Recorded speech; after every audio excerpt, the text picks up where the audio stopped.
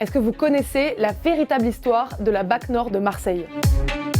En 2012, 12 policiers de la meilleure BAC de France sont interpellés pour extorsion de fonds, trafic de stupéfiants en bande organisée et grand banditisme. 3 policiers impliqués dans cette affaire ont récemment accepté de raconter leur histoire à BFM TV. Tout commence en 2009 alors que des rumeurs circulent au sujet des membres de la BAC. Ils racketteraient les dealers et garderaient leur prise de drogue ou d'argent liquide pour eux. À la suite de plusieurs témoignages, le préfet de la région saisit l'IGPN, la police des polices, et une enquête s'ouvre sur les pratiques de la BAC Nord. En 2012, l'enquête fuite dans la presse et l'IGPN décide de cacher des micros dans les voitures des policiers. Ils entendent des bribes de phrases qui laissent penser que les agents blanchissent de l'argent liquide. En octobre, l'IGPN interpelle alors 12 personnes et les met en garde à vue, tandis qu'ils perquisitionnent leur domicile et le commissariat. Ils trouvent au total 450 grammes de cannabis, des bijoux, des sacoches. Les membres de la BAC se défendent en expliquant que la drogue était destinée à payer les indiques en échange de leurs informations. Une pratique illégale à la BAC qui est spécialisée dans le flagrant délit, mais moins grave que du trafic de stupéfiants. L'affaire devient alors très médiatisée